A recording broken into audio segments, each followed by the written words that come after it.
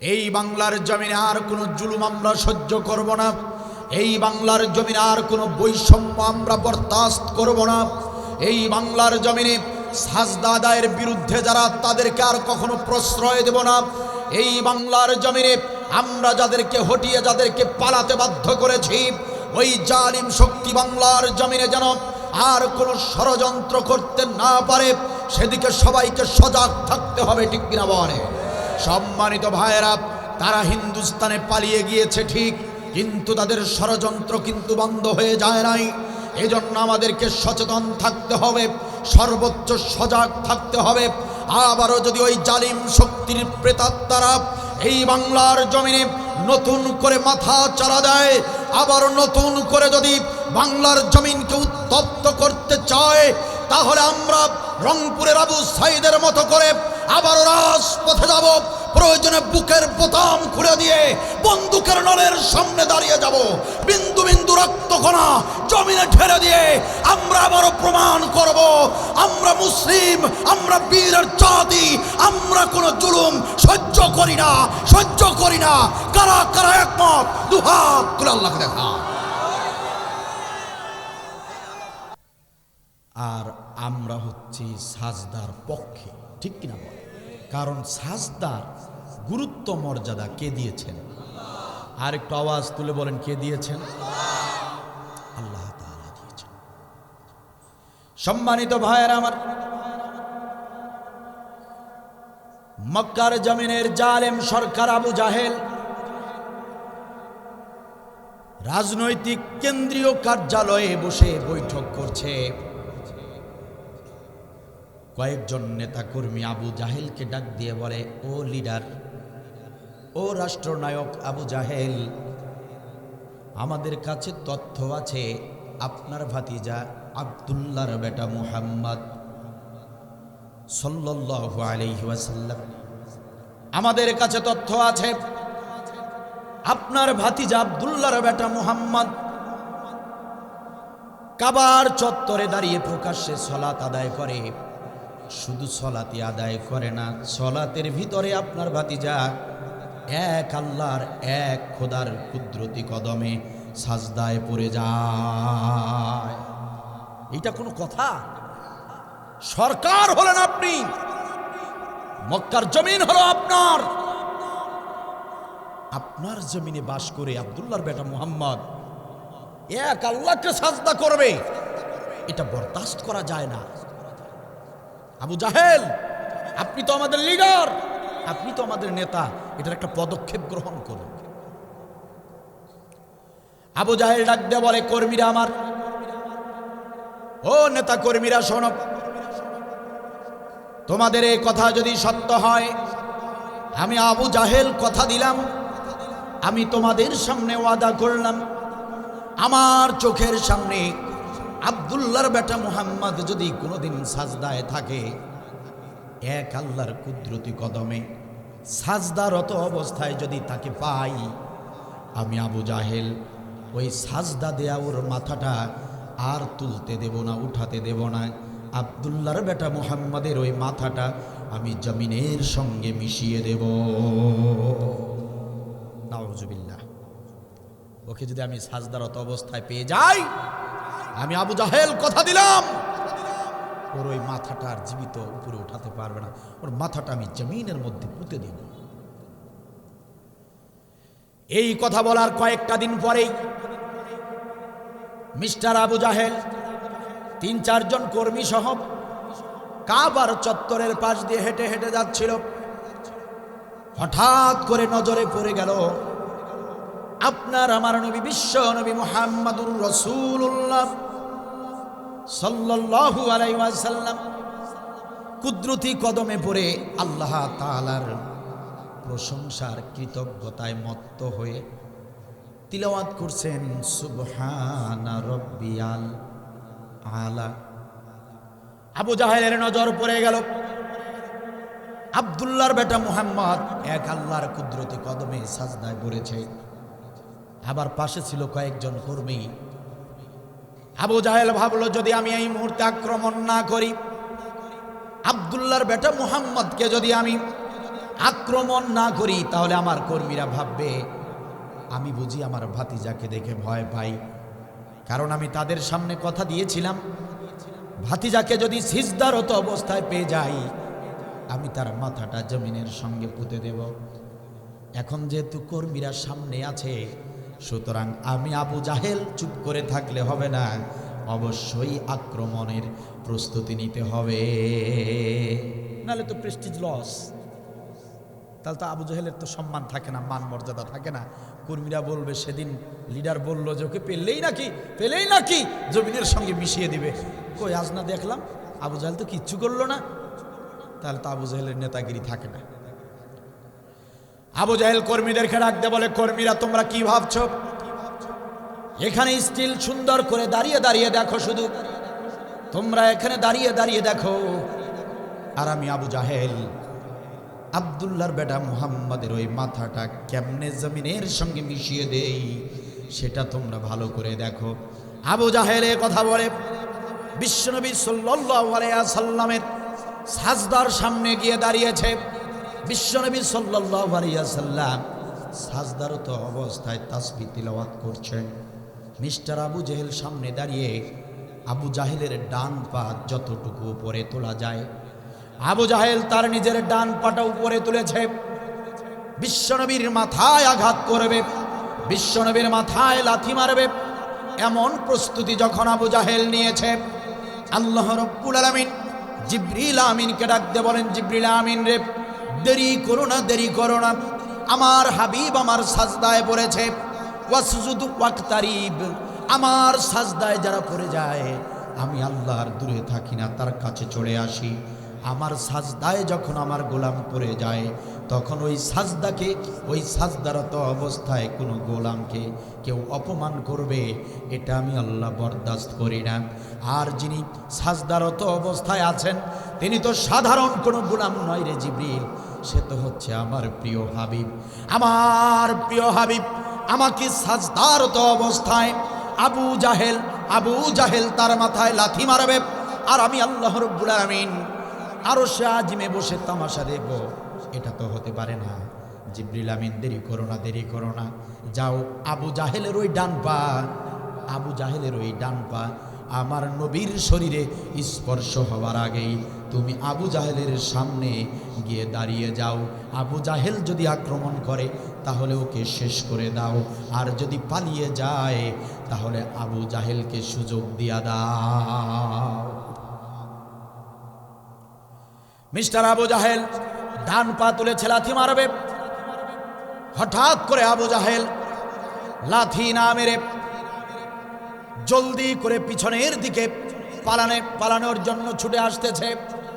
নবী কি লাথি না মেরে মিস্টার আবু জাহেল পিছনের দিকে পালাচ্ছিল, এবং পিছনের দিকে ছুটতে পালাতে আবু জাহেল হোঁচট খেয়ে পড়ে গেল। কর্মীরা এই দৃশ্য দেখে আবু জাহেলকে ধরে তোলার পরে কর্মীরা ডাক দিয়ে বলে, আবু জাহেল ও আমাদের লিডার, এত মহড়া নিলেন, এত বড় পাঠ নিলেন, ডান পা উপরে তুললেন, আপনার ভাতিজাকে লাথি মারবেন।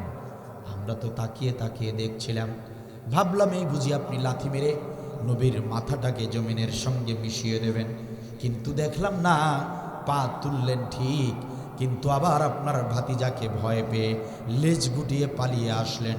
ও লিডার, কেন ভয় পেলেন? আপনার ভাতিজাকে এত ভয় কেন আপনি পান? ও লিডার, আমাদেরকে কথা দিয়েছিলেন আপনি তার মাথাটা মিশিয়ে দিবেন জমিনের সঙ্গে, কিন্তু আপনি লাথি না বেরে কেন আপনি পালিয়ে আসলেন?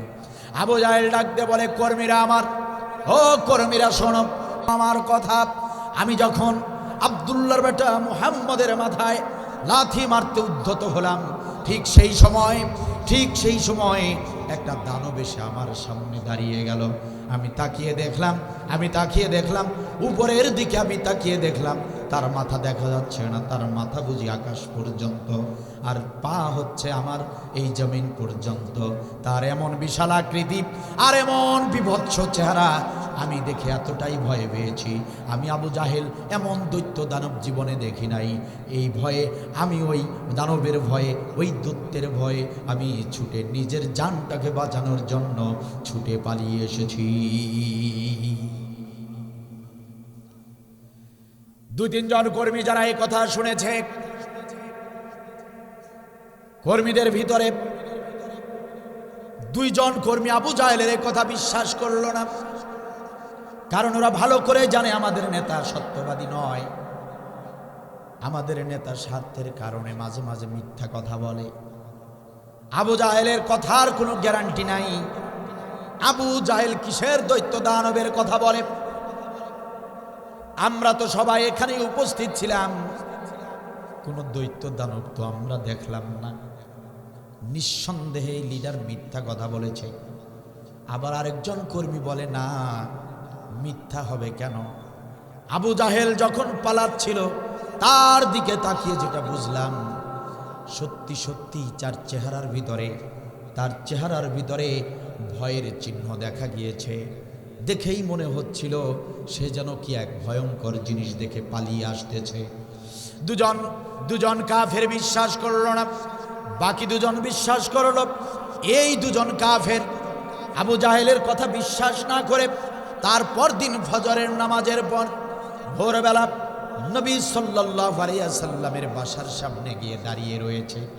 কাফের 2 জন নবীকে ডাক দিয়ে বলে, নবীজি, ও আব্দুল্লাহর বেটা মুহাম্মদ, আমরা তোমার প্রতি ঈমান আনি নাই, আমরা কাফের হতে পারি, তোমাকে আমরা নবী হিসেবে মানতে না পারি, কিন্তু এটা আমরা ভালো করে জানি তুমি কখনো কোনোদিন কোনো সময় মিথ্যা বলো নাই।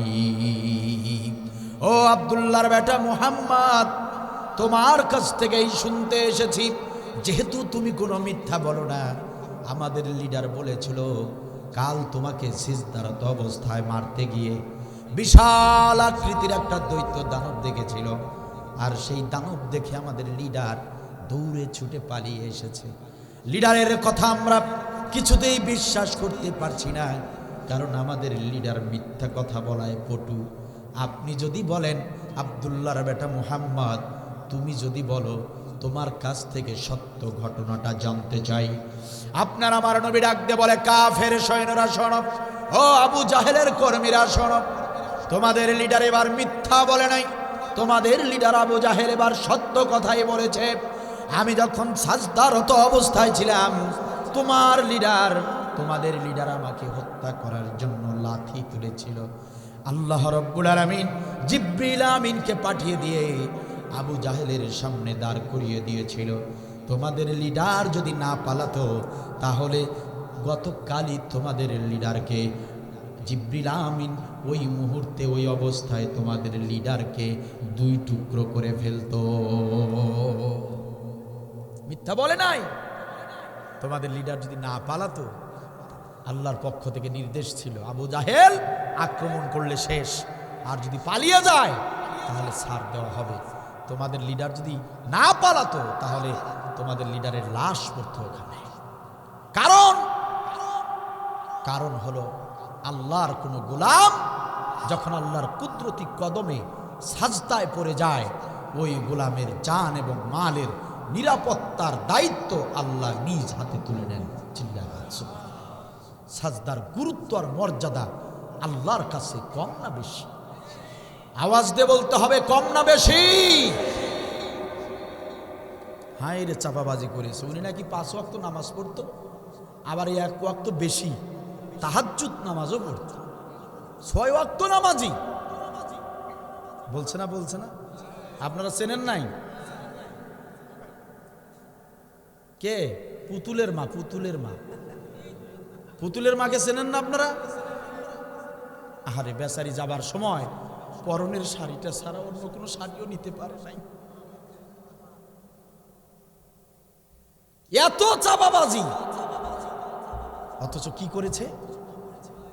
প্রায় 16টি বছর বেছে বেছে যারা সাজদা আদায় করত, যারা তাহাজ্জুদ নামাজে চোখের পানি ফেলে এই জাতির জন্য দোয়া করত, এই দেশের জন্য, দেশের মানুষের জন্য যারা আল্লাহর কাছে সাহায্য প্রার্থনা করত, যে নেতৃবৃন্দ দিনের বেলা দিন কায়েমের স্লোগান দিত, আর রাতের গভীরে তাহাজ্জুদের সিজদায় পড়ে যে নেতৃবৃন্দ চোখের পানি ফেলে ফেলে এই দেশের স্বাধীন সার্বভৌমত্ব রক্ষার্থে আল্লাহর কাছে সাহায্য চাইতো, সেই সব নেতৃবৃন্দকে এক এক করে মিথ্যা মামলায় গ্রেপ্তার গ্রেফতার করে মিথ্যা সাক্ষী দিয়ে মিথ্যা প্রহসনের রায় দিয়ে তাদেরকে ফাঁসিতে ঝুলিয়েছে, ঠিক কিনা বলেন? কোরআন তিলাওয়াত নাকি না করলে তার দিন ভালো যেত না। প্রতিদিন ফজরের পর কোরআন তিলাওয়াত করত। কতটা মিথ্যাবাদী, কতটা চক্রান্তকারী এক জালিম ছিল, ঠিক কিনা বলে? আপনারা জানেন যে আমিও কয়েকবার এই জালিমের জুলুমের শিকার হয়েছি। কয়েকবার আমাকে মিথ্যা মামলা দিয়ে জেলখানার ভিতরে ঢুকিয়ে দেওয়া হয়েছে। আমাকে তো একবার থানার ওসি গ্রেপ্তারের পর থানার ভিতরে ওসির রুমের ভিতরে নিয়ে দরজা বন্ধ করে দিল, আমার চোখ বেঁধে ফেলল। চোখ বেঁধে ফেলার পর লাঠি একটা হাতে নিয়ে বলছিল, হুজুর বলেন আপনার কাছে কি কি অস্ত্র আছে, কি কি অস্ত্র আছে আপনার কাছে?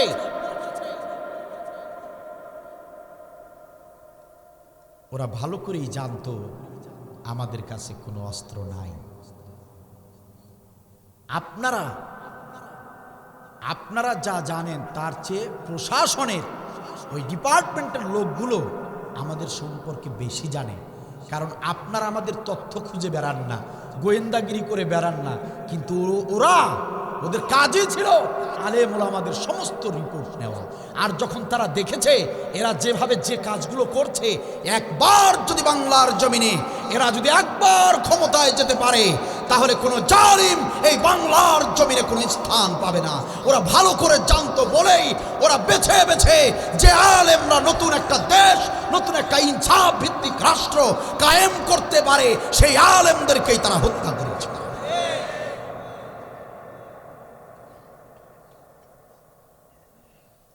বলেন কি কি অস্ত্র আছে আপনার কাছে? আমি বলেছিলাম, ওসি সাহেব আপনাদের কাছে যে অস্ত্র আছে, আপনাদের কাছে যে অস্ত্র আছে আর আমাদের কাছে যে অস্ত্র আছে, এই দুই অস্ত্রের মাঝে আকাশ পাতাল ব্যবধান। আপনাদের যে অস্ত্র আছে, এই অস্ত্র দিয়ে আপনারা মায়ের বুক খালি করে দেন। আপনাদের অস্ত্রের কাজ হলো, আপনাদের অস্ত্র নিরপরাধ অসহায় অনেক ভাইদেরকে গুলি করে হত্যা করে। আপনাদের অস্ত্র বাবা মার চোখের পানি ফেলে। আপনাদের অস্ত্র পৃথিবীতে আহাজারি ছড়িয়ে দেয়। আপনাদের অস্ত্র ন্যায়কে অন্যায় করে, অন্যায়কে ন্যায় বানিয়ে দেয়। এরকম অস্ত্র আমাদের কাছে নাই। আমাদের কাছে যে অস্ত্র আছে, সেই অস্ত্র মায়ের বুক খালি করে না, মায়ের বুক প্রশান্তি দিয়ে ভরিয়ে দেয়। আমাদের কাছে যে অস্ত্র আছে, সেই অস্ত্র অন্যায়ভাবে কোনো নিরপরাধ, কোনো নিরীহ লোককে হত্যা করে না, বরং আমাদের কাছে যে অস্ত্র আছে অন্যায়ভাবে হত্যাকারীকে শাস্তি দেয়, খুন হত্যা রাহাজানি এগুলোকে বন্ধ করে দেয়। আমাদের কাছে যে অস্ত্র আছে, সেই অস্ত্র দিয়ে সুদ ঘুষ দুর্নীতি বন্ধ করা যায়। আমাদের কাছে যে অস্ত্র আছে, সেই অস্ত্র দিয়ে মানবতার ন্যায্য অধিকার ফিরিয়ে দেওয়া যায়। আমাদের কাছে যে অস্ত্র আছে, সেই অস্ত্র দিয়ে এই বাংলাদেশটাকে সোনার দেশে পরিণত করা যায়। সেই অস্ত্রের নাম কুরআনুল কারীম। কথা বলেন ঠিক না? আমাদের কাছে অস্ত্র থাকলে আর আমাদের আদর্শে যদি অস্ত্রবাজির কারবার থাকতো, আমরা যে নবীর আদর্শে অনুপ্রাণিত হয়ে যে দল করি, সেই নবীর আদর্শ অনুযায়ী যদি অস্ত্র ব্যবহার করা যেত এভাবে, তাহলে তো অনেক আগেই বাংলাদেশটাকে জালিম মুক্ত করতে পারতাম, ঠিক কিনা বল? সম্মানিত ভাইয়ের আমার নামে মামলা ঠুকে দেওয়া হলো। এই মামলাটায় আমাকে মামলা দেওয়া হলো সরকারি স্থাপনা ধ্বংসের পরিকল্পনাকারী। সরকারি অফিস আদালত এগুলো ধ্বংসের পরিকল্পনা করেছি, এই মামলায় গ্রেপ্তার দেখানো হলো। জামিন হচ্ছে না। 2 মাস পর হাইকোর্ট থেকে জামিন নিলাম, জেলা জজ জামিন দিচ্ছে না, জামিন হবে না। হাইকোর্ট থেকে অনেক টাকা খরচ করে জামিন পেলাম। জামিন পাবার পর মামলা কিচ্ছু নাই, কোনো আলামত নাই, সন্ত্রাসী মামলা, আলামত লাগবে না, কিচ্ছু নাই, মামলার কিচ্ছু নাই, খারিজ হচ্ছে না। জালিমের পতনের পর, এই জালিমের পতনের পর ওই মামলাটায়, এই যে গত 1-1.5 মাস আগে ওই মামলাটায় খারিজ হয়েছে, আলহামদুলিল্লাহ বলে। ওই মামলা থেকে নিষ্কৃতি পেয়েছি। 8 বছর, 17 সালের মামলা, প্রায় 8 বছর হাজিরা দিতে দিতে 8টা বছর হয়রানি আর পেরেশানি করেছে, ঠিক কিনা বলে। তাহাজ্জুদের নামাজও পড়তো আর আলেমদেরকে এইভাবে হয়রানি পেরেশানি করত। আহারে হযরত মাওলানা হাসিনা।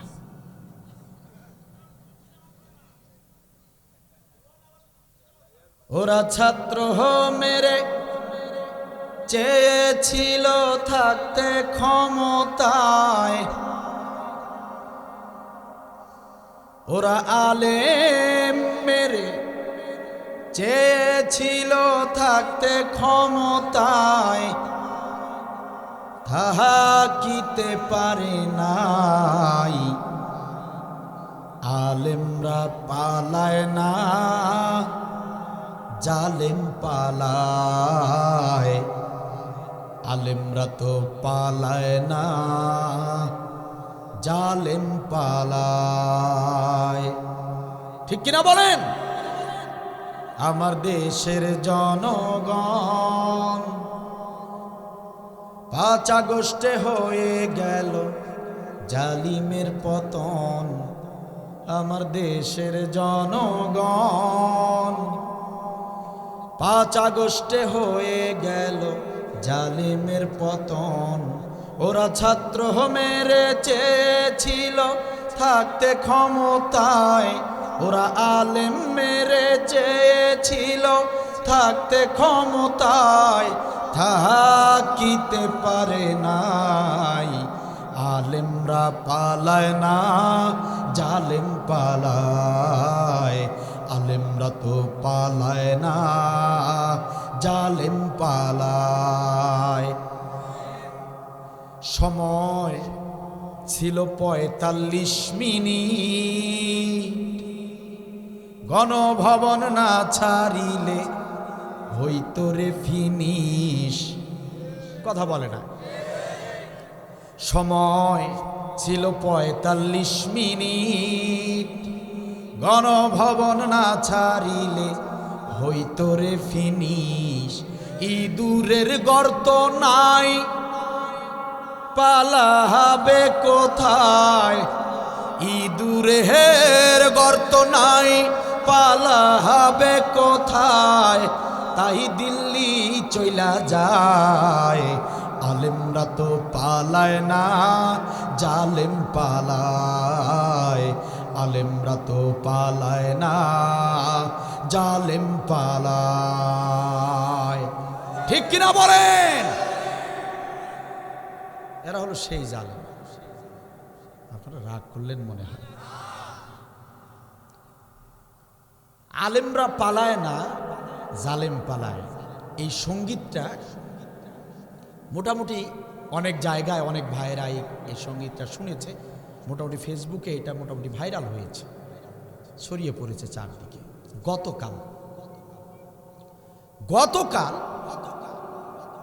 গতকাল অথবা পরশু দিন হবে,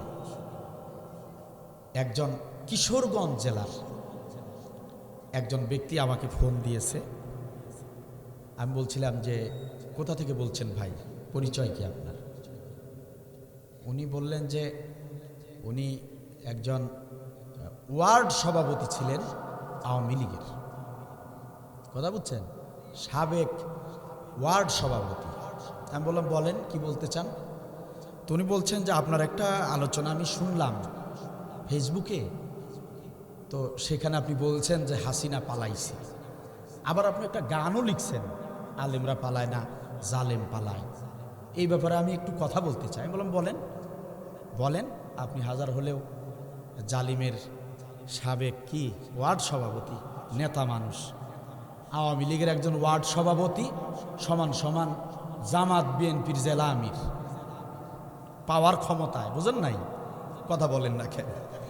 পাওয়ার আর ক্ষমতায় জামাত বিএনপির জেলা আমির, জামাত ইসলামের জেলা আমির, তার চলাফেরা কথাবার্তায় আপনি বুঝতেই পারবেন না, চিনতেই পারবেন না ইনি একজন জেলার দায়িত্বশীল।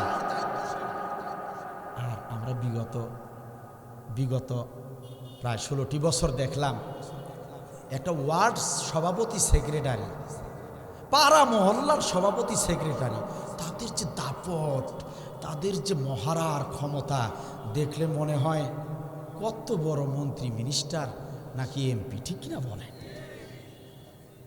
আমি বললাম ভাই আপনি বলেন কি বলতে চান বলেন। বলছে হুজুর শোনেন, আমাদের নবী মুহাম্মদ সাল্লাল্লাহু আলাইহি ওয়াসাল্লাম মক্কা থেকে রাতের বেলা পালিয়ে মদিনায় যায় নাই। বাস্তব কথা, আমি অবাক হয়ে গেলাম। মুফতি সাহেব বলে কি, এ কত বড় মুফতি রে,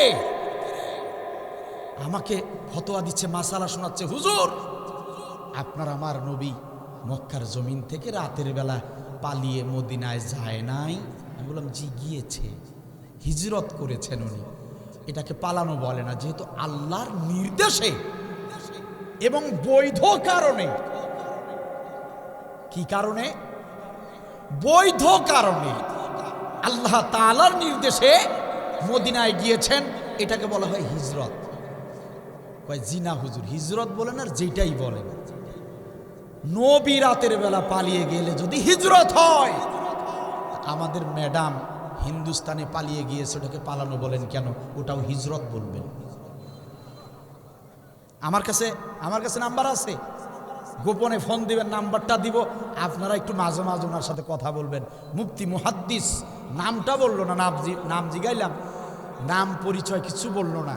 কিশোরগঞ্জের লোক, কিশোরগঞ্জ জেলার, নাম পরিচয় বলে নাই। একটু ভয়ও ছিল তার কথার মধ্যে, বুঝতে পেরেছে। কারণ এখন তো আর ওনারা ক্ষমতায় নাই, ভয় একটু থাকারই কথা। তো উনাদের হাসিনা নাকি হিজরত করেছেন। কতটা মূর্খ, কতটা অজ্ঞ! আমার নবী মক্কার জমিন থেকে রাতের বেলা হিজরত করলেন আল্লাহর নির্দেশে। আর তোমাদের পুতুলের মা কার নির্দেশে কি কি কাজ করেছে 16টা বছর, ওটা তো আমরা সবাই জানি। আমাদের নবী আল্লাহর নির্দেশে চলতো, আর তোমাদের পুতুলের মা পার্শ্ববর্তী ভারতের মোদি দাদার নির্দেশে ওঠা বসা করত। এ কথা সবাই জানে, এই দেশেও জানে, সারা বিশ্বের লোকেরা জানে, ঠিক কিনা বল? কোথায় গাব গাছ আর কোথায় তাল গাছ, হ্যাঁ, কোথায় লিয়াকত আলী আর কোথায় জুতার কালি, কথা বলেন না কেন? ওয়ার্ড সভাপতি, সেক্রেটারি, গ্রামগঞ্জের আওয়ামী লীগের বড় বড় টোকাই নেতা যারা আছেন, শোনেন, মাথায় তো কিচ্ছু নাই। প্রায় 16 বছর চাঁদাবাজি করে করে ধান্দায় ধান্দায় টাকা পয়সা ইনকাম করছেন, আর ইয়াবা ট্যাবলেট খাইছেন, মাল টেনে আর অবৈধ অন্যায় কাজ করে তো মাথার ঘেলুমেলু সব শেষ করে ফেলছেন। বুদ্ধি শুদ্ধি তো কিচ্ছু নাই। ফালাফালি বন্ধ করো, সেন্টু মস্তান যারা আছো, ফালাফালি বন্ধ করো, এতটুকু জ্ঞান রাখো। তোমাদের বাপ চাচারা যে দেশে টিকতে পারে নাই পালিয়ে গিয়েছে, এতই যদি তোমাদের ক্ষমতা থাকতো, তোমাদের বাপ চাচারা আর তোমাদের পুতুলের মা পালিয়ে যেত না। সুতরাং তোমরা সতর্ক হও, বেশি লাফালাফি করলে আমরাও তোমাদের নামে লিস্ট করব। তোমরা যেমন আলেমদের নামে লিস্ট করেছো, বছর বছর বক্তাদের নামে লিস্ট করে থানায় জমা দিয়েছো, এখন বেশি লাফালাফি করলে গ্রামগঞ্জের তোমরা যারা ওই যে টেঙ্কু মস্তান আছো, চিকু মস্তান যারা আছো, তোমাদের নামেও লিস্ট করে করে থানায় জমা দিব। কথাটা মনে রেখো। সবচেয়ে ভালো যদি তওবা করে ফিরে আসতে পারো। নেতার পিছনে জীবন নষ্ট করে ফেলেছ। নেতা কি দিয়েছে? মাসে মাসে চাঁদার ভাগ দিয়েছে, মাঝে মাঝে ঈদের বোনাস দিয়েছে, মাঝে মাঝে মালফানি খাওয়ার টাকা দিয়েছে। কিন্তু একটাবার ভেবে দেখো, ওই নেতা তোমার জীবনটা নষ্ট করে দিয়েছে। যে নেতাদের পিছনে এতদিন ছুটেছ, ওই নেতারা তোমাদেরকে জাহান্নামে পাঠানোর ব্যবস্থা করে দিয়েছে। ঠিক কিনা বলেন? সুতরাং তওবা করো ভাইয়েরা, আমার আওয়ামী লীগের ভাইয়েরা। আমরা জানি অধিকাংশরাই আপনাদের অধিকাংশরাই না বুঝে না জেনে সামান্য সাময়িক সুখের আশায়, স্বার্থের আশায় ওই সব নেতাদের পিছ নিয়েছিলেন। এখন একটু বোঝার চেষ্টা করুন, নীরবে নিভৃতে আল্লাহর কাছে তওবা করুন। তওবা করতে আব্দুল বারীর কাছে আসা লাগবে না, তওবা করতে হুজুরের কাছে যাওয়া লাগবে না। নিজে থেকে আল্লাহকে সাক্ষী রেখে আল্লাহকে জানান, সিদ্ধান্ত জানান, আল্লাহ এতদিন ভুল করেছি, জালিমের সমর্থন করে জালিমদের সঙ্গে থেকে অন্যায় করেছি, অপরাধ করেছি। আল্লাহ তওবা কবুল করে নাও, জীবনে আর জালিমদের সঙ্গে আর কখনো মিশবো না, জালিমদেরকে তালাক দিলাম। আল্লাহ তওবা কবুল করে নাও। এখন দল করব, ইসলামী দল করব। তওবা করো, তওবা আল্লাহ কবুল করে নেবেন। সমস্ত গুনাহ খাতা আল্লাহ নিজ দায়িত্বে ক্ষমা করে দেবেন। ঠিক কিনা বলে? ইসলামের দরজা তোমাদের জন্য খোলা আছে। ইসলামের দরজা সবার জন্য খোলা আছে না নাই? কষ্ট হলো আপনাদের, খারাপ লাগলো আপনাদের। তাহলে আমি এতক্ষণ আপনাদেরকে দুটি হাদিস থেকে এটা বোঝানোর চেষ্টা করলাম যে সাজদার গুরুত্ব আর মর্যাদা আল্লাহ তাআলার কাছে অনেক বেশি। তাহলে যে সাজদার গুরুত্ব আর মর্যাদা আল্লাহ তাআলার কাছে এত বেশি, সেই সাজদা নামে একটি সূরা নাজিল করে দিয়েছেন আল্লাহ তাআলা। সেই সূরাটির নাম আস-সাজদা। সম্মানিত ভাইরা আমার, তাহলে এই গুরুত্বপূর্ণ সূরাটির 24 নম্বর আয়াত আপনাদের সামনে আমি তিলাওয়াত করেছি। এই আয়াতের ভিতরে আল্লাহ তাআলা কি মেসেজ দিলেন, কি বিষয় আলোচনা করলেন, জানার দরকার আছে না নাই?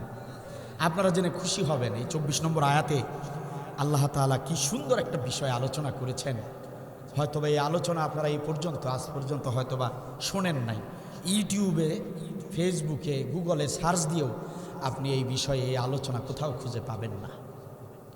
আমি অনেক কষ্ট করে তত্ত্ব উপাত্ত নিয়ে আমি আলোচনাটা নোট করেছি। বিভিন্ন মুফাসসিরদের বর্ণনা, বিভিন্ন মুফাসসিরদের ব্যাখ্যা বিশ্লেষণ আমি আমার মতো করে সহজ ভাষায় সহজভাবে নোট করে আপনাদের সামনে যে আলোচনাটি আপনাদের সামনে পেশ করব, এই আল্লাহ তাআলা এই আয়াতের ভিতরে 24 নম্বর আয়াতের ভিতরে যে বিষয়টা নিয়ে আলোচনা করেছেন, আল্লাহ তাআলা যে বিষয়টা নিয়ে আলোচনা করেছেন, আলোচনার বিষয় হলো সৎ ও যোগ্য নেতার 3টি গুণ, 3টি বৈশিষ্ট্য। সুবহানাল্লাহ বলেন। আল্লাহ নিজে বলছেন। কে বলছেন? আল্লাহর ভাষায় বলে দিয়েছেন 3টি গুণ, 3টি বৈশিষ্ট্য আমি আল্লাহ তোমাদেরকে জানিয়ে দিলাম। সৎ আর যোগ্য নেতা চেনার উপায় এই 3টি বৈশিষ্ট্য দেখলেই তোমরা বুঝবা যে এরা সৎ এবং যোগ্য নেতা। এই 3টি গুণ যার ভিতরে আছে সে সৎ এবং যোগ্য। এই 3টি গুণ যার ভিতরে নাই, তাহলে বুঝতে হবে ওই নেতা তোমাদের কল্যাণ করবে না, ওই নেতা তোমাদের ক্ষতি করবে। তোমাদের ঘাম ঝরা উপার্জিত টাকা পয়সা সব কিছু পাচার করবে, তোমাদের টাকা পয়সা আত্মসাৎ করে বিদেশে পালাবে। আল্লাহ তাআলা বলেন, সুতরাং সৎ ও যোগ্য নেতা যদি চিনতে চাও তাহলে 3টি গুণ জেনে যাও। চিল্লাবেন আল্লাহু আকবার। তাহলে যে 3টি গুণ থাকলে আল্লাহ বলেছেন সে যোগ্য নেতা, তাহলে সেই 3টি গুণ কোন কোন গুণ আমাদের জানার দরকার আছে না নাই? একটু আওয়াজ দিয়ে বলেন, জানার দরকার আছে না নাই? জানতে হলে কোরআন পড়তে হবে, কোরআন বুঝতে হবে, মানতে হবে। 32 নম্বর সূরার 24 নম্বর আয়াত আগামীকাল সকালে, আজকে রাতে হয়তোবা সুযোগ হবে না, আগামীকাল সকালে আপনারা যাদের কাছে তরজমা, কোরআনের তরজমা বই আছে, তাফসির বই যাদের ঘরে আছে, আপনারা একটু খুলে দেখে নেবেন। 32 নম্বর সূরা 24 নম্বর আয়াত। এই আয়াতের ভিতরে আল্লাহ তাআলা 3টি গুণের কথা বলে দিয়েছেন। আর এইগুলো শুধু ওয়াজে শুনলে হবে না, প্রত্যেককেই কোরআন অধ্যয়ন করা দরকার। কারণ এটা হচ্ছে প্রত্যেক মুসলমানের জন্য সর্বপ্রথম ফরজ। নামাজ, রোজা, হজ, যাকাত যা কিছু বলেন আপনি, প্রথম ফরজটাই হলো কোরআন জানা। এজন্য কোরআন বুঝতে হবে, জানতে হবে। কোরআন ছাড়া আমাদের মুক্তির কোনো পথ নাই, শান্তির কোনো পথ নাই, বিশ্বাস করেন। সম্মানিত ভাইয়েরা আমার, আপনারা যদি কখনো ভুটানে যান, ভুটানে যদি বেড়াতে যান, তাহলে দেখতে পারবেন ভুটানের চারপাশে শুধু পাহাড় আর পাহাড়। আর যদি কখনো চীন দেশে যান, চীনের অলিতে গলিতে দেখতে পাবেন ইঞ্জিনিয়ার। আর যদি কখনো ব্রাজিলের জমিনে ঘুরতে যান, তাহলে দেখতে পাবেন ব্রাজিলের অলিতে গলিতে শুধু ফুটবলার।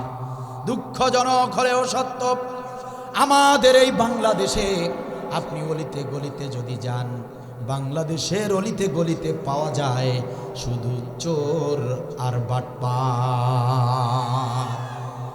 এই চোর বাটপারের বাংলাদেশটাকে যদি সোনার দেশে পরিণত করতে চান, ডুমুরিয়া উপজেলার মুসলমানেরা এই দুর্নীতিবাজ, সুদখোর, মদখোর এই বাংলাদেশটাকে যদি দুর্নীতি মুক্ত করতে চান, যদি সুদ মুক্ত করতে চান, এই বাংলাদেশটা জাহিলিয়াতের অন্ধকারাচ্ছন্ন এই বাংলাদেশটাকে যদি একটি আলোর দেশে রূপান্তরিত করতে চান, ইনসাফ ভিত্তিক একটি আদর্শ রাষ্ট্রে যদি পরিণত করতে চান, তাহলে কোরআনুল কারীমের বিকল্প আর কোনো পথ খোলা নাই। ঠিক কিনা বলে? আল্লাহ রাব্বুল আলামিন বলেন, কিতাবুন আনজালনাহু ইলাইকা লিতুখরিজান নাসা মিনাজ জুলুমাতি ইলান নূর। আল্লাহ রাব্বুল আলামিন বলেন, এই কোরআনুল কারীম মানুষদেরকে অজ্ঞতা, মূর্খতা থেকে বিজ্ঞানের দিকে নিয়ে যেতে পারে। এই কোরআনুল কারীম আমি আল্লাহ তাআলা এই জন্য নাজিল করেছি। এই কোরআনুল কারীম মানুষদেরকে সমস্ত জুলুম থেকে, দুর্নীতি, সুদ ঘুষ থেকে মানুষদেরকে আলোর দিকে নিয়ে যায়। এই কোরআনুল কারীম তাম মানবতাকে জাহান্নামের পথ থেকে ধরে ধরে জান্নাতের পথে নিয়ে যায়। তার মানে হলো, ও গোলামেরা ভালো করে শোনো, আমি আল্লাহ রাব্বুল আলামিন এই কোরআনুল কারীম তোমাদেরকে দিয়েছি। এই কোরআন দিয়ে দেশের সমস্ত ময়লা পরিষ্কার করে তোমাদের দেশটাকে একটি জান্নাতি দেশে রূপান্তরিত করে দাও। চিল্লায় বলেন সুবহানাল্লাহ। কোরআন ছাড়া আর বিকল্প কোনো পথ খোলা নাই। এজন্য কোরআন পড়তে হবে, বুঝতে হবে। আল্লাহ তাআলা কি বলছেন আমার দিকে লক্ষ্য করুন। এখন তো আর নড়াচড়া করা যাবে না, ডিরেক্ট কোরআনুল কারীমে দেখুন আল্লাহ কি বললেন 24 নম্বর আয়াতে, ওয়াজআলনা মিনহুম আইম্মা। ওয়াজআলনা, আমি দান করেছিলাম, রাষ্ট্র ক্ষমতা দান করেছিলাম, মিনহুম, তাদের থেকে, তোমাদের থেকে, এই পৃথিবীর যত মানুষ আছে এই মানুষগুলোর থেকে আমি অনেককেই আইম্মা, অনেক ইমাম বানিয়েছিলাম, অনেক রাষ্ট্রপতি, রাষ্ট্রনায়ক আমি বানিয়েছিলাম, রাষ্ট্র ক্ষমতা দান করেছিলাম। আমি আল্লাহ পৃথিবীর অনেককেই রাষ্ট্র ক্ষমতা দিয়েছিলাম যারা ছিল সৎ এবং যোগ্য। সুবহানাল্লাহ বলে, যারা ছিল সৎ আর যোগ্য, আমি আল্লাহ যাদেরকে রাষ্ট্র ক্ষমতা দিয়েছিলাম, পৃথিবীর অনেককেই আমি রাষ্ট্রনায়ক বানিয়েছিলাম, ইমাম বানিয়েছিলাম। তাদের গুণ ছিল 3টি। সুবহানাল্লাহ বলে, তাদের গুণ ছিল 3টি। কয়টি? আওয়াজ দিয়ে বলেন কয়টি? কথা আমার নাকি আল্লাহ? আল্লাহ রাব্বুল আলামিন বলেন, গোলামেরা শোনো, আমি যাদেরকে রাষ্ট্রনায়ক বানিয়েছিলাম, আমি যাদেরকে ক্ষমতা দিয়েছিলাম, তাদের গুণ ছিল 3টি। আল্লাহ রাব্বুল আলামিন বলেন, ইয়াহদুনা বিআমরিনা। 1 নম্বর গুণ হলো, যারা সৎ আর যোগ্য নেতা, এরা কর্মীদেরকে, এরা মানুষদেরকে নিজেদের দিকে ডাকবে না, নিজেদের দলের দিকে ডাকবে না, এরা বাবার দিকে ডাকবে না, এরা নিজেদের মায়ের দিকে ডাকবে না, স্বামীর দিকে ডাকবে না। যারা সৎ আর যোগ্য নেতা, আমি আল্লাহ বলে দিলাম তাদের 1 নম্বর গুণ ইয়াহদুনা বি আমরিনা, ওরা ডাকবে মানুষদেরকে, ওরা ডাকবে আল্লাহর বিধানের দিকে। চিল্লায় বলেন সুবহানাল্লাহ। ইয়াহদুনা বি আমরিনা, আল্লাহ বলেন ওই নেতারা মানুষদেরকে, কর্মীদেরকে, মানবতাকে তারা আল্লাহর বিধানের দিকে ডাকবে, আল্লাহর হুকুমের দিকে ডাকবে, আল্লাহর আইনের দিকে ডাকবে। ওই নেতারা বলবে আসো আসো দিন কায়েম করে দেই, আসো কোরআনের পথে আসো, আসো ইসলামী আন্দোলনে শামিল হয়ে যাও, আসো শহীদের কাফেলায় চলে আসো, আল্লাহর পথে চলে আসো। এভাবে যে নেতারা ডাকবে, আমি আল্লাহ বলছি ওরাই হলো সৎ এবং যোগ্য নেতা। চিৎকার দেবেন আল্লাহু আকবার। কথা কি বোঝা যায়? কোনো সমস্যা? বুঝতে সমস্যা? সম্মানিত ভাইয়েরা আমার, তাহলে আমার আল্লাহ রাব্বুল আলামিনের বক্তব্য হলো, ও গোলামেরা কান খুলে শোনো, 5 ওয়াক্ত নামাজ আদায় করো। নামাজ পড়ে পড়ে কপালে কালো দাগ ফেলেছ, ও আমার নামাজি গোলাম, তুমি নামাজে এত যত্নশীল, আজান হয়ে গেলে মসজিদে গিয়ে সামনের কাতারে দাঁড়িয়ে সালাত আদায় করো, তুমি নামাজের প্রতি এত যত্নশীল। আল্লাহ এবং আল্লাহর রসুলের তরিকা অনুযায়ী, আল্লাহর রসুলের সুন্নাহ অনুযায়ী তুমি রুকুর সময় রুকু করো, সাজদার সময় সাজদা করো, তাসবিহ তিলাওয়াতের সময় তাসবিহ তিলাওয়াত করো। আল্লাহর হুকুমের বাইরে, নবীর তরিকার বাইরে তুমি নামাজ আদায় করো না। তুমি বছর বছর হজ ব্রত পালন করো, বছরে বছরে তুমি উমরা হজ করো।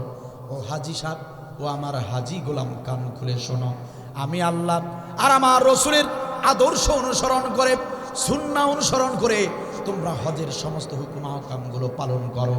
নামাজের প্রতি এত যত্নশীল, রোজার প্রতি এত যত্নশীল, হজ্জের প্রতি তোমরা এত যত্নশীল।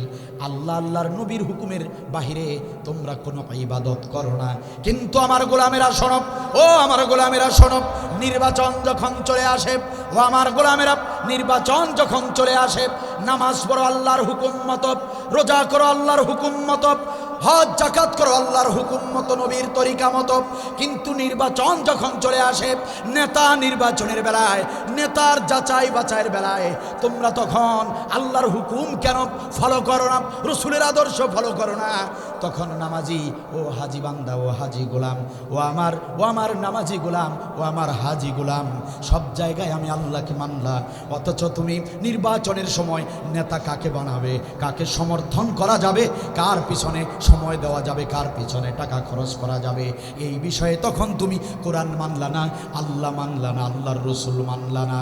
না না না, ও আমার গোলামেরা, তা হবে না। যেভাবে মসজিদে নামাজ আদায় করো আল্লাহর হুকুমে, অনুরূপভাবে নির্বাচনের সময় নেতা নির্বাচিত করতেই হবে আমি আল্লাহর হুকুমে। ঠিক কিনা বলেন? এজন্য সূরা সাজদার 24 নম্বর আয়াতে আমি আল্লাহ তোমাদেরকে জানিয়ে দিলাম, এ গোলামেরা কান খুলে শোনো, ও গোলামেরা ভালো করে শোনো, আমি আল্লাহ 24 নম্বর আয়াতে ডিটেইলস বলে দিলাম। 3টা গুণ দেখে নেতাদেরকে সমর্থন করো। বাপ, এই 3টা গুণ যাদের ভিতরে দেখবা, তারাই হলো সৎ আর যোগ্য নেতা। কখনোই নয়, কখনোই নয়, এই 3টা গুণের বাহিরে যারা, তাদেরকে কখনো সমর্থন করো না। একটু জবান খুলে দিয়ে বলেন, কথা আমার নাকি আল্লাহ? ইয়াহদুনা বিআমরিনা, ইয়াহদুনা বিআমরিনা, আল্লাহর আদেশের দিকে, আল্লাহর হুকুমের দিকে, আল্লাহর বিধানের দিকে যারা ডাকবে, তারাই হলো সৎ ও যোগ্য নেতা। অথচ আমরা দেখেছি বাংলাদেশ স্বাধীন হবার পর থেকে এই জাতির লোকেরা বারবার নেতা নির্বাচন করতে গিয়ে ভুল করেছে, বারবার ভুল করেছে। এই জাতি নেতা নির্বাচন করতে জানে না। এই জাতি সব জায়গায় আল্লাহকে মানলেও রাষ্ট্রীয় কাজে, নেতা নির্বাচনের কাজে তখন আল্লাহর তোয়াক্কা করে না, রসুলের তোয়াক্কা করে না। সমাজের সবচেয়ে জঘন্য লোকটা, সমাজের সবচেয়ে মাস্তান কোয়ালিটির লোকটা, সমাজের সবচেয়ে খারাপ চরিত্রের লোকটা, যার হাত থেকে রিক্সাওয়ালা রেহাই পায় না, যে ব্যক্তি রিক্সাওয়ালার গালে থাপ্পড় লাগিয়ে দেয়, যে ব্যক্তি ফকিন্নির টাকা পর্যন্ত আত্মসাৎ করে, যে লোকটা চাঁদাবাজি করে, যে লোকটা দুর্ব্যবহার করে মানুষের সাথে, ওই লোকটাকেই নামাজিরা হাজিরা বারবার ভোট দিয়ে নির্বাচিত করে এই জাতির কপালে আগুন লাগিয়েছে। ঠিক কিনা বল? আমার আল্লাহর বক্তব্য হলো, নেতা বানাতে গেলে তোমার খেয়াল খুশি মতো বানাতে পারবে না। আমি আল্লাহ নির্দেশ দিয়ে দিলাম, আমি আল্লাহ জানিয়ে দিলাম, 3টা গুণ দেখে নেতা নির্বাচন করো। কার কথা? কথাকার। অনেকেই হয়তোবা দূর থেকে শুনছেন আর ভাবছেন হুজুর ওয়াজ করতে আসছে নাকি ভোটাভুটি করতে আসছে। অনেকেই ভাবতে পারেন যে হুজুর ওয়াজ করতে আসছে না রাজনীতি করতে আসছে।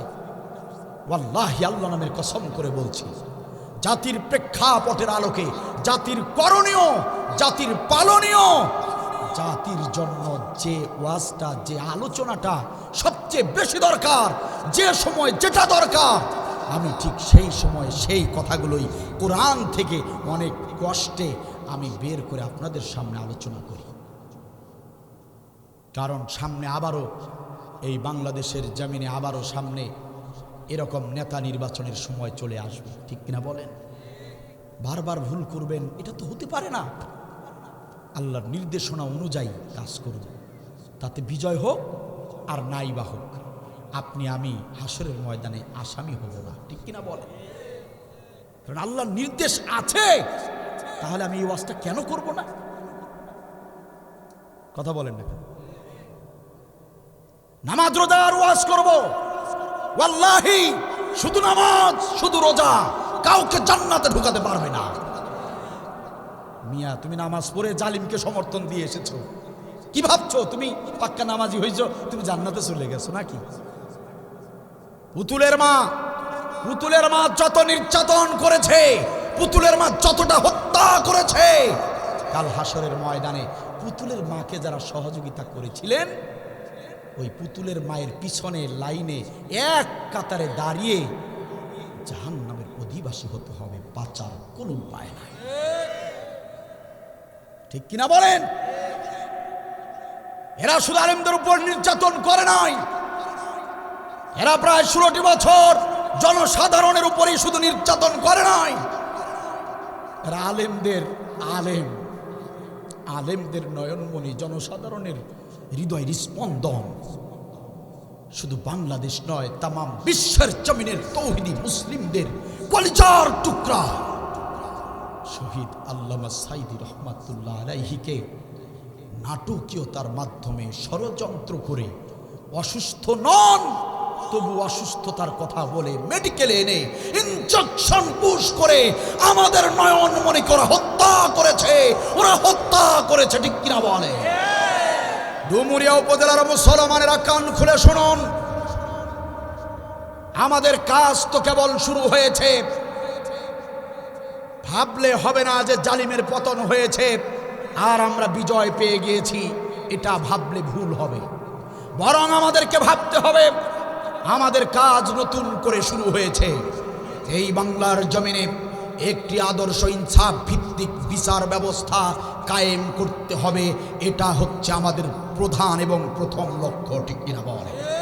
এই বাংলার জমিনে আমাদের নয়নমণি কলিজার টুকরা আল্লামা সাইদি হত্যার বিচার করতে হবে, সেই ব্যাপারে আমাদেরকে সবাইকে সোচ্চার থাকতে হবে। কথা বলেন ঠিক কিনা?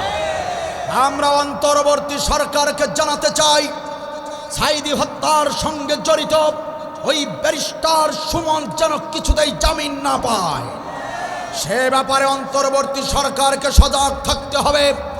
আমরা অন্তর্বর্তী সরকারকে বলে দিতে চাই, আল্লামা সাইদি হত্যার সঙ্গে জড়িত ওই তত্ত্বাবধায়ক ডাক্তার জামান, যার তত্ত্বাবধানে সাইদিকে রাখা হয়েছিল, ওই ডাক্তার জামান যেন বাংলাদেশ থেকে পালাতে না পারে। আমরা স্পষ্ট জানিয়ে দিতে চাই, আল্লামা সাইদি হত্যার বিচারে বাংলার জমিনে করতে হবে। এই হত্যা বিচার, এই বিচারের আবেদন শুধু আপনারা আমাদের একার নয়, এই বিচার হচ্ছে সারা বিশ্বের মুসলমানদের প্রাণের দাবি, ঠিক কিনা বলে? আমাদের এই বাংলাদেশে শহীদের রক্তে রঞ্জিত এই বাংলার জমিনে সাইদি হত্যার বিচার যদি না হয়, তার বাংলার জমিনের টেকনাফ থেকে তেতুলিয়া, রূপসা থেকে পাথুরিয়া আমরা মুসলিমরা আবার গর্জে উঠব, আবার রাজপথে দাও দাও করে আগুন জ্বালাবো, প্রয়োজনে জীবন দেব। কারা কারা রাজি আছো? দুহাত তুলে আল্লাহকে দেখা।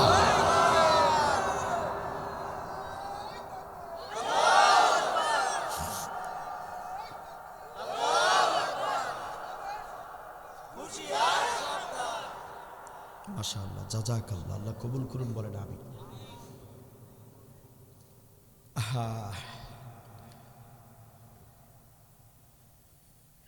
জালিমের একদম শেষ সময়ে সবচেয়ে বড় আঘাতটা করে গেল। আমরা ভেবেছিলাম অনেককেই ফাঁসিতে ঝুলিয়েছে, কিন্তু আমাদের একজন হীরের টুকরা জেলে থাকুক, বেঁচে তো আছেন। আমরা তো জানতাম যে জালিমরা স্থায়ী হতে পারে না, বেঁচে যখন আছেন, জেলে যখন আছেন, একদিন ঠিকই বের হবে। সবচেয়ে বড় আশা, সবচেয়ে বড় স্বপ্নটাকে জালিমবাদ সরকার, খুনি হাসিনা শেষ পর্যায়ে গিয়ে আমাদের সেই কলিজার টুকরাকে হত্যা করে দিয়ে গেল। মাত্র ৩৫৬ দিনের মাথায় আল্লামা সাঈদী রহমাতুল্লাহ আলাইহির মৃত্যুর ৩৫৬ দিনের মাথায় আল্লাহ তাআলা এদেরকে ঝাড়ু পেটা করে বিদায় করে দিয়েছেন, কিনা বলেন? ১ বছরও পূর্ণ হয় নাই, ৩৫৬ দিনের দিন ৫ আগস্ট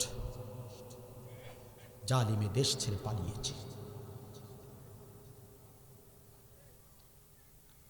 পালিয়েছে আবার কি চাপাবাজি, হাসিনা পালায় না। আবার খবর দিয়েছে, সংবাদ দেয় মাঝে মাঝে, চট করে নাকি উনি ঢুকে পড়বেন।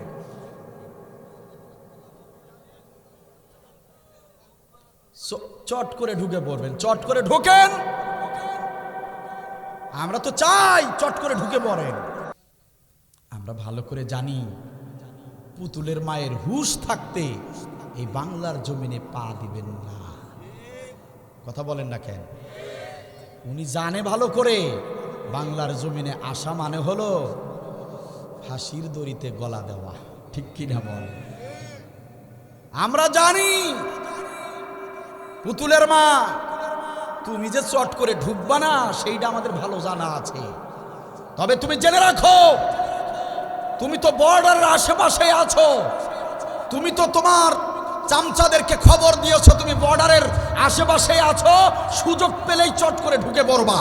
তাহলে শুনে রাখো পুতুলের মা, কান খুলে শুনে রাখো পুতুলের মা, তুমি চট করে আসো আর নাই বা আসো, আমরা সময়ের অপেক্ষায় আছি। একদিন আমরা ঠিকই চট করে তোমাকে ইন্ডিয়া থেকে এই বাংলাদেশে ফিরিয়ে আনবো। যেদিন তোমাকে আনবো সেই দিন তোমার আর বাঁচার উপায় থাকবে না। তুমি যেভাবে মিথ্যা অপরাধ ট্রাইব্যুনাল গঠন করে মিথ্যা সাক্ষী দিয়ে অবৈধভাবে নিরপরাধ মানুষদেরকে হত্যা করেছো, আমরা অবৈধ কিছু করব না, তোমাকে বৈধভাবে আইনের আওতায় এনে দাঁড় করাবো, ঠিক কিনা বল? পুতুলের মা, কান খুলে শুনে রাখো, তোমাকে যেদিন এই বাংলাদেশে আমরা আনবো, বাংলাদেশে যেদিন তোমাকে ফাঁসির কাস্টে ঝুলাবো, তোমাকে এই বাংলাদেশের দড়িতে ঝুলানো হবে না। ও পুতুলের মা, কান খুলে শোনো, তোমাকে ঝুলানোর জন্য পাকিস্তান থেকে সবচেয়ে বেশি দামের দড়ি কিনে আনবো, সেই দড়িতে তোমাকে ফাঁসিতে ঝুলানো হবে। একবার নয়, দুবার নয়, 100 বার সংসদ ভবনের সামনে প্রকাশ্যে দিবালোকে তোমাকে ঝুলানো হবে। কারা কারা একমত? দুহাত তুলে আল্লাহকে দেখা।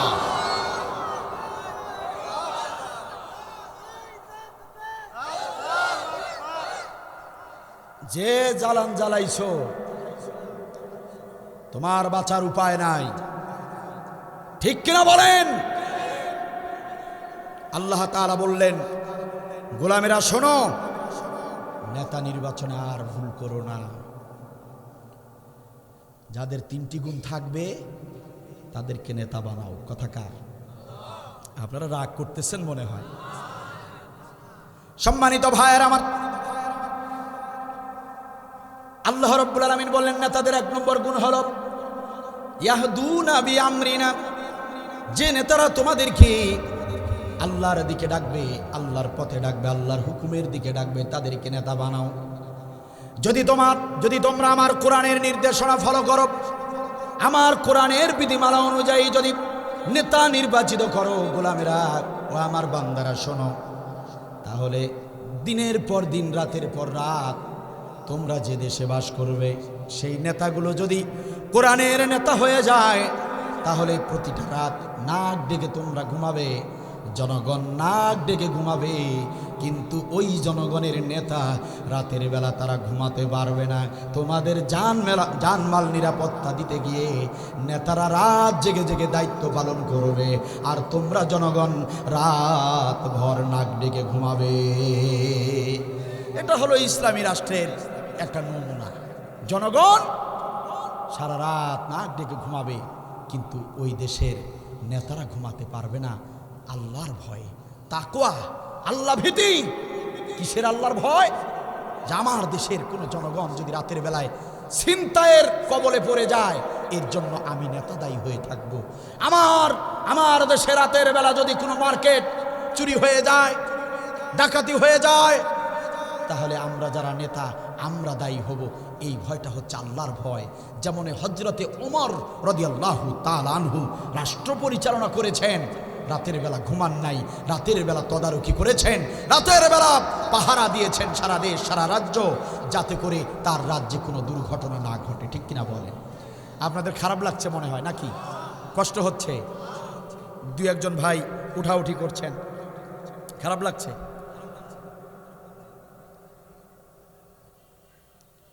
মোনাজাত দিয়ে দেব আর 5-7 মিনিট ইনশাল্লাহ। হ্যাঁ, সম্মানিত ভাইয়েরা আমার,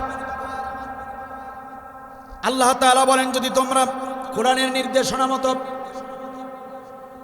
নির্দেশনা মতো যদি তোমরা নেতা বানাতে পারো, তাহলে তোমাদের দেশের নেতা হবে হযরতে ওমরের মতো। ঠিক কিনা বলেন? তোমাদের দেশের নেতা হবে আবু বকরের মতো, উসমানের মতো, আলীর মতো।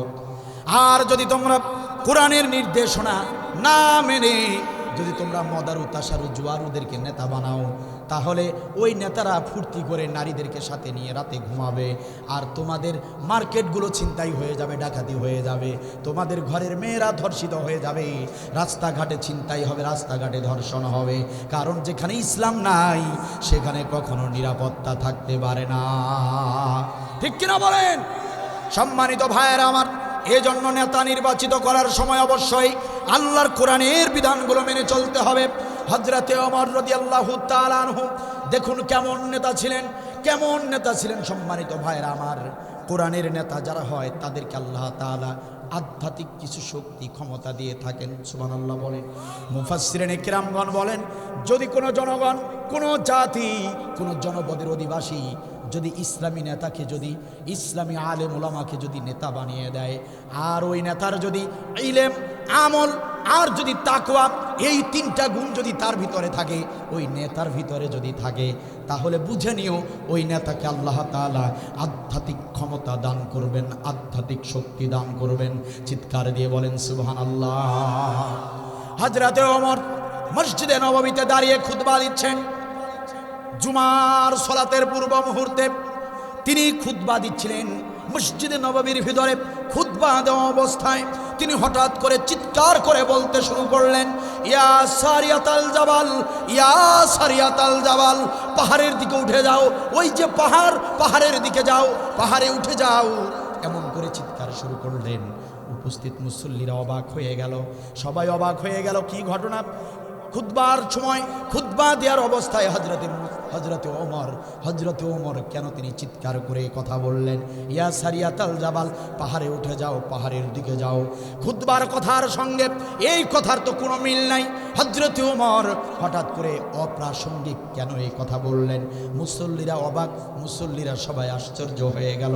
এরপরে নামাজ হয়ে গেল। নামাজ শেষে, জুমার সালাত শেষে মুসল্লিরা হযরতে ওমরকে চারপাশ থেকে ঘিরিয়ে ধরলেন আর ডাক দিয়ে বললেন, আমিরুল মুমিনিন, খলিফাতুল মুসলিমিন, ও আমাদের প্রেসিডেন্ট হযরতে ওমর, আপনি তো কোনোদিন এরকম করেন নাই। জুমার নামাজ আপনি পড়ান, জুমার নামাজের পূর্বে আপনি খুতবা পেশ করেন, আপনার বক্তব্য আমরা মনোযোগ দিয়ে শুনি, কিন্তু কোনোদিন তো এমন কথা শুনি নাই। আপনি আজকে খুতবা দেবার সময় অপ্রাসঙ্গিকভাবে খুতবা বাদ দিয়ে আপনি চিৎকার করে একটি বাক্য উচ্চারণ করেছেন। আপনি বলেছেন, ইয়া সারিয়াতাল জাবাল, পাহাড়ের দিকে উঠে যাও, পাহাড়ে যাও, পাহাড়ের দিকে চলে যাও। এমন কথা আপনি কেন বললেন? কাকে বা বললেন?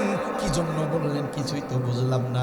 ও প্রেসিডেন্ট হযরতে ওমর, আমরা কিছুই বুঝতে পারি নাই, আপনি কেন এমন করলেন? হযরতে ওমর রাদিয়াল্লাহু তাআলা আনহু, অর্ধ জাহানের প্রেসিডেন্ট, তিনি বললেন, আল্লাহর নবীর সাহাবীরা, ও মুসল্লিরা, কান খুলে শোনো। আমি হযরতে ওমর যখন খুতবা দিচ্ছিলাম, এমন সময় আল্লাহ রাব্বুল আলামিন আমাকে জানালেন, ও হযরতে ওমর, তুমি যে মুসলিম সেনাদেরকে পারস্যের জমিনে যুদ্ধ করার জন্য পাঠিয়েছো, কাফেরদের সঙ্গে যুদ্ধ করার জন্য পারস্যের জমিনে যাদেরকে তুমি পাঠিয়েছো, কাফের বেঈমানরা তোমার সৈন্যদেরকে ধাওয়া করেছে, কাফের সৈন্যরা তোমার সৈন্যদেরকে ধাওয়া করেছে, পিছন থেকে কাফের সৈন্যরা মুসলমানদেরকে ধাওয়া করেছে, তারা তাদের জান বাঁচানোর জন্য সামনের দিকে দৌড়াচ্ছে। ও হযরতে মূসা, তোমার সেনাপতিকে বলে দাও, তুমি তোমার সেনাপতিকে জানিয়ে দাও, তারা যেন বাম পাশে উপত্যকা রয়েছে, উপত্যকায় যেন না ওঠে। উপত্যকায় যদি উঠে যায়, কাফেররা উপত্যকার ভিতরে গিয়ে প্রত্যেকটা মুসলিম সৈন্যকে মেরে ফেলবে, হত্যা করে ফেলবে। আর যদি তোমার সৈন্যরা ওই যে ডান পাশে একটা পাহাড় আছে, ওই পাহাড়ে যদি উঠতে পারে, তাহলে কাফের বিধর্মীরা আমাদের এই মুসলমানদেরকে হত্যা করতে পারবে না। ও আল্লাহর নবীর সাহাবীরা শোনো, আমি ওমর যখন খুতবা দিচ্ছিলাম, আল্লাহ তাআলার কাছ থেকে জানতে পেরে আমি সঙ্গে সঙ্গে আমার মুসলিম সেনাপতিকে বলে দিলাম, নির্দেশনা দিলাম, ইয়া সারিয়াতাল জাবাল, পাহাড়ে উঠে যাও, পাহাড়ে উঠে যাও, উপত্যকায় যেন না ওঠে। এই জন্য পাহাড়ে ওঠার জন্য আমি নির্দেশ দিলাম, যাতে করে আমার সৈন্যরা কাফেরদের কাছে মারা না পড়ে, যাতে করে আমার পায়ে মারা যায়। যে বৃদ্ধ মানুষগুলো জান্নাতে যাবে, পৃথিবীতে যে বৃদ্ধগুলো মারা যায়, ওই জান্নাতি বৃদ্ধদের সরদার হবে, জান্নাতের সরদার হবে হযরতে ওমর। সুবহানাল্লাহ বলে। হযরতে ওমরের কথা কেন বিশ্বাস করবে না? হযরতে ওমর সেই ওমর, যে ওমরকে দুনিয়াতেই জান্নাতের সুসংবাদ দেয়া হয়েছে। সব সাহাবীরা বিশ্বাস করে নিলেন। দুজন সাহাবীর ভিতরে সন্দেহ, দুজন সাহাবী পরীক্ষা করতে চায়, প্রমাণ করতে চায়। দুইজন সাহাবী বসে বুদ্ধি করল, হযরতে ওমরের এই কথা আমি পুরোপুরি বিশ্বাস করতে পারছি না রে ভাই। সেও বলছে আমারও ভালো করে বিশ্বাস হচ্ছে না। এজন্য বিশ্বাস হচ্ছে না, হযরতে ওমর মসজিদে নববীর ভিতর থেকে চিৎকার করে বলেছে, পারস্যের জমিন, বর্তমানে যেটাকে বলা হয় ইরান, হাজার হাজার মাইল দূরে পারস্য, হাজার হাজার মাইল দূরের পারস্য, হাজার হাজার মাইল দূরের মদিনা থেকে হযরতে ওমর চিৎকার করে বলবে, আর সেই কথা সেনাপতি শুনবে। এটা বিশ্বাস করা বোকামি ছাড়া আর কিছু হতে পারে না। কথা কি বুঝতেছেন? দুজন সাহাবী, তাদের ভিতরে সন্দেহ, আমরা প্রমাণ চাই, আমরা দেখতে চাই আসলেই হযরতে ওমর সত্য বলছেন না মিথ্যা বলছেন।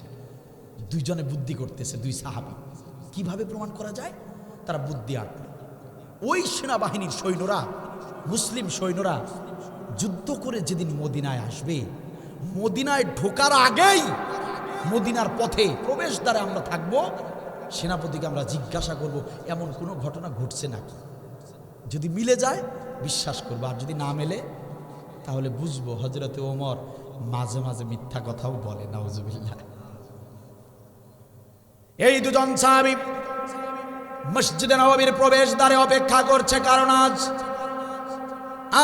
মুসলিম সেনারা বিজয় অর্জন করে ফিরতেছে। সুবহানাল্লাহ বলেন।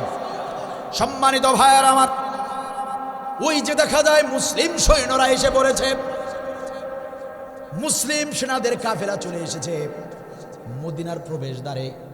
মদিনার কেউ জানে না, কেউ আসে নাই। এরা অনেক দূর রাস্তা পাড়ি দিয়ে একদম মদিনার প্রবেশ দ্বারে এসে দাঁড়িয়ে আছে। মুসলিম সেনাপতিকে, মুসলিম সৈন্যদেরকে শুভেচ্ছা জানিয়ে ফুলের মালা পরিয়ে দিয়ে সেনাপতিকে ডাক দিয়ে বলে, ও আল্লাহর নবীর বীর সাহাবীরে, ও মুসলিম সেনাপতি, তোমার সঙ্গে একটা গোপন আলাপ আছে, এই কারণে আমরা দুজন এত দূর এগিয়ে এসে দাঁড়িয়ে আছি। মুসলিম সেনাপতি বলে, কি বলবেন বলুন। আল্লাহর নবীর দুজন সাহাবী ডাক দিয়ে বলে, মুসলিম সেনাপতিরে, আসলে কি এরকম কোনো ঘটনা ঘটেছিল নাকি? কাফের বেঈমানরা মনে করো তোমাদেরকে চতুর্মুখী আক্রমণ করে বসলো, এরপর তোমাদেরকে পিছন থেকে ধাওয়া করলো, আর তোমরা নিজেদের জান বাঁচানোর জন্য সামনের দিকে দৌড়াতে লাগলে। এরপরে দেখতে পেলে বাম পাশে একটা উপত্যকা, ডান পাশে একটা পাহাড়, আর পিছনে রয়েছে কাফের সৈন্য। তোমরা জান বাঁচানোর জন্য তোমরা কোন জায়গায় যাবে সেটা নিয়ে ভাবতেছ, চিন্তায় পড়ে গেছো। উপত্যকায় যাবে নাকি তোমরা পাহাড়ে উঠবে, এরকম কোনো ধরনের পরিস্থিতি তোমাদের হয়েছিল নাকি? এমন কোনো বিপদে তোমরা পড়েছিলে নাকি? মুসলিম সেনাপতি ডাক দিয়ে বলে, আশ্চর্য হয়ে গেলাম, অবাক হয়ে গেলাম, ও আল্লাহর নবীর সাহাবীরা, তোমরা দুজন এটা কিভাবে জানলে? এই অলৌকিক ঘটনা তোমরা কিভাবে জানো? আমি তো এখন পর্যন্ত মদিনায় ঢুকি নাই, এখন পর্যন্ত এই ঘটনা কাউকে বলি নাই, কাউকে বলি নাই, অথচ তোমরা দুজন সেই ঘটনা জেনে ফেলেছো। কারণটা কি? হ্যাঁ হ্যাঁ, এমন ঘটনা ঘটেছে, এই তো কয়েকদিন আগের ঘটনা। জুমার নামাজের দিন, এই সময় এমন একটা মুহূর্তে, জুমার নামাজের দিন, হঠাৎ করে কাফের বেঈমানরা আমাদেরকে আক্রমণ করে ফেললো। আমরা কিছু বুঝে না উঠতেই আমাদেরকে পরাস্ত করার মতো অবস্থা হয়ে গেল। পরে নিজেদের জান বাঁচানোর জন্য আমরা সবাই সামনের দিকে দৌড়ালাম, সামনের দিকে দৌড়ালাম। ডান পাশে দেখতে পেলাম পাহাড়, বাম পাশে দেখতে পেলাম উপত্যকা। আমরা কোথায় যাব? আমরা মুসলিম সৈন্যদেরকে নিয়ে উপত্যকার দিকে উঠতে চাইলাম, উপত্যকার দিকে যাইতে চাইলাম। উপত্যকার দিকে যখন আমরা ছুটলাম, এমন সময় হযরতে ওমর, আমিরুল মুমিনিন, খলিফাতুল মুসলিমিন, হযরতে ওমরের চিৎকার শুনতে পেলাম, হযরতে ওমরের নির্দেশনা শুনতে পেলাম, হযরতে ওমরের কণ্ঠ আমাদের কর্ণকুহরে ঢুকে গেল। হযরতে ওমর বললেন, ইয়া সারিয়াতুল জাবাল, পাহাড়ে উঠে যাও, পাহাড়ে উঠে যাও। আর সেই কারণে হযরতে ওমরের কথা শুনে আমরা পাহাড়ে ওঠার কারণে জানে বেঁচে গেলাম। শুধু জানেই বেঁচে গেলাম না, সেদিন যদি হযরতে ওমর আমাদেরকে এই নির্দেশনা না দিতেন, পাহাড়ে যদি না উঠতে পারতাম, আমরা যদি উপত্যকায় উঠতাম, নির্ঘাত মারা পড়তাম, কালিমার পতাকা উড্ডীন করে এই বিজয় ছিনিয়ে আনতে পারতাম না। এই আধ্যাত্মিক শক্তি, ক্ষমতা হযরত ওমরকে কে দিয়েছিলেন? আওয়াজ দিয়ে বলতে হবে, কে দিয়েছেন? ইলে মামল আর তাকওয়া যে নেতার ভিতরে থাকবে, সেই নেতাকে আল্লাহ আধ্যাত্মিক পাওয়ার দিয়ে থাকেন। ষড়যন্ত্র শুরু হয়ে গেলেই ষড়যন্ত্রের আঁচ পেয়ে যাবে নেতা। আমার দেশের বিরুদ্ধে ষড়যন্ত্র হচ্ছে, আধ্যাত্মিক জ্ঞানে তিনি বুঝে ফেলবেন, চেহারা দেখেই বুঝে ফেলবেন কে শত্রু আর কে বন্ধু। আল্লাহু আকবার। সেই নেতাদেরকে সমর্থন না করে শুধু নামাজ রোজা হজ যাকাতে ইসলাম, শুধু নামাজ রোজা হজ যাকাতে ইসলাম ঢুকায় রাখলেন, টুপি পাঞ্জাবি পাগড়ির মধ্যে ইসলাম ঢুকায় রাখলেন, ঠিক জায়গাগুলোতে ইসলাম অ্যাপ্লাই করলেন না, আসল জায়গাগুলোতে ইসলাম রাখলেন না। সবচেয়ে বড় ভুল হচ্ছে এই জাতির, আসল জায়গায় ইসলাম না রেখে সব জায়গায় ইসলাম রেখেছে। এমন নেতা আমাদের দেশেও একজন ছিলেন, আধ্যাত্মিক নেতা আমাদেরও একজন ছিলেন। আমাদের এদেশের একজন আধ্যাত্মিক নেতা ছিলেন, হীরের টুকরো ছিলেন, আল্লামা সাইদী রহমাতুল্লাহি আলাইহি। কয়েকটা প্রমাণ চান আল্লামা সাইদী রহমাতুল্লাহি আলাইহি, আল্লাহ তাআলা তাকে আধ্যাত্মিক শক্তি ক্ষমতা দান করেছিলেন, এতে কোনো সন্দেহ নাই। এই জালিম সরকার ক্ষমতায় আসার প্রথম দিকেই, ক্ষমতায় আসার পরে প্রথম দিকেই আল্লামা সাঈদী রহমাতুল্লাহি আলাইহি তিনি বক্তব্যে বললেন, আমাকে কথা আজ বলতেই হবে, হয়তোবা আমি আর আপনাদের সামনে কথা বলার সুযোগ নাও পেতে পারি। বলেন নাই, বলেন নাই, আজ কথা আমাকে বলতেই হবে। বলেন নাই, বলেন নাই। তিনি বললেন, বাংলার ভাগ্যাকাশে উত্তর গগনে কালো মেঘের ঘন ঘটা দেখা যাচ্ছে। বলেন নাই, বলেন নাই।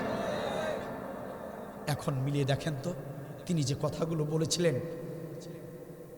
এই ওয়াজগুলো, এই কথাগুলো যখন শুনবেন আপনার শরীরে লোম দাঁড়িয়ে যাবে, মনে হবে যে আল্লামা সাঈদী তিনি দেখে দেখে কথাগুলো বলেছিলেন। তিনি আর কি বললেন? তিনি বললেন, একটা ফুল বাগান নষ্ট করার জন্য একটা হুতুম পেঁচাই যথেষ্ট। সেখানে ফুল বাগানের ডালে ডালে হুতুম পেঁচা বসানো হয়েছে। বলে নাই, বলে নাই। বাগানের যে কি অবস্থা হবে আল্লাহই ভালো জানে। ঠিক তাই হলো। এই জালিম সরকার বাংলাদেশের প্রত্যেকটা সেক্টরে, প্রত্যেকটা ডিপার্টমেন্টে নাস্তিক, মুরতাদ আর বিধর্মীদেরকে বসিয়ে দিল। ঠিক কিনা বল? ঠিক কিনা বলেন? এমনকি মাদ্রাসা শিক্ষা বোর্ডের চেয়ারম্যান থেকে শুরু করে ঊর্ধ্বতন সব কর্মকর্তাদেরকে, হিন্দু লোকদেরকে বসিয়ে রাখা হয়েছিল। ঠিক কিনা? তিনি বললেন, তিনি আরো কি বললেন? তিনি বললেন, বেশি লাফায়ও না, 12 কোটি মানুষে গাছের তলায় এমন ঝাঁকি দিবে, মামুর বাড়ি হিন্দুস্তানে পালায় যাইতে হুঁশ পাবা না। বলে নাই, বলে নাই। তিনি আরো কি বললেন? তিনি বললেন, সময় আসবে এমন ইঁদুরের গর্ত খুঁজে পাবা না। বলে নাই, বলে নাই। ঠিক তাই হলো 5 আগস্টে। 5 আগস্টে তাই হলো। তিনি যা যা বললেন, যা যা বলেছিলেন, হুবহু সব মিলে গেল আমাদের দেশে। তিনি ছিলেন আধ্যাত্মিক একজন আলেম। আল্লাহ তাআলা তাকে আধ্যাত্মিক শক্তি, ক্ষমতা দান করেছেন। আমি জানি না আল্লামা সাঈদী রহমাতুল্লাহ আলাইহির মতো আর কোন নেতা বাংলার জমিনে আগামী 100 বছরে আসবে কিনা আমার জানা নাই। এত বড় সম্পদ আমরা হারিয়েছি। এই সম্পদের ঘাটতি আর পূরণ হবে না, আর পূরণ হবে না। এজন্য জালিমদের কোনো ছাড় হবে না, আর সুযোগ দেওয়া যাবে না। সবাইকে সোচ্চার থাকতে হবে। সামনের দেশ হতে হবে কোরআনের দেশ। রাজি আছেন আপনারা? রাজি আছেন আপনারা? সামনের দেশ কোরআনের দেশ হতে হবে। আমরা আর কোন মানুষের তৈরি করা মতবাদের দলকে সংসদে নিয়ে যেতে চাই না। আমরা কোরআনটাকে সংসদে নিয়ে যেতে চাই। প্রয়োজনে যদি আবু সাঈদের মতো, মুগ্ধদের মতো করে আবার রক্ত ঝরাতে হয়, আমরা রক্ত ঝরাতে রাজি আছি। আবার যদি জীবন দিতে হয়, আমরা জীবন দিতে রাজি আছি। কাফনের কাপড় আমরা শরীরে পরে প্রয়োজনে রাজপথে যাব। আর কখনো কোনো জালিমকে সংসদে বসতে দেব না। কারা কারা রাজি আছো? শেষবারের মতো দুহাত তুলে আল্লাহকে দেখা।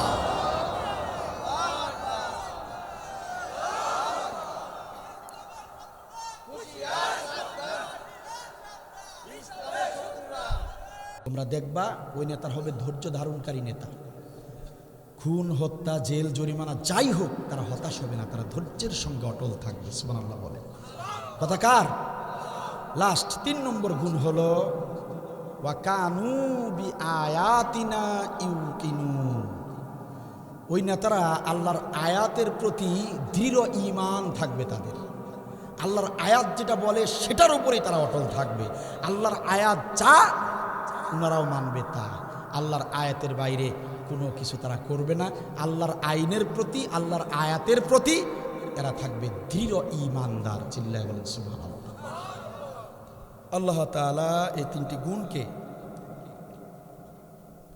জেনে বুঝে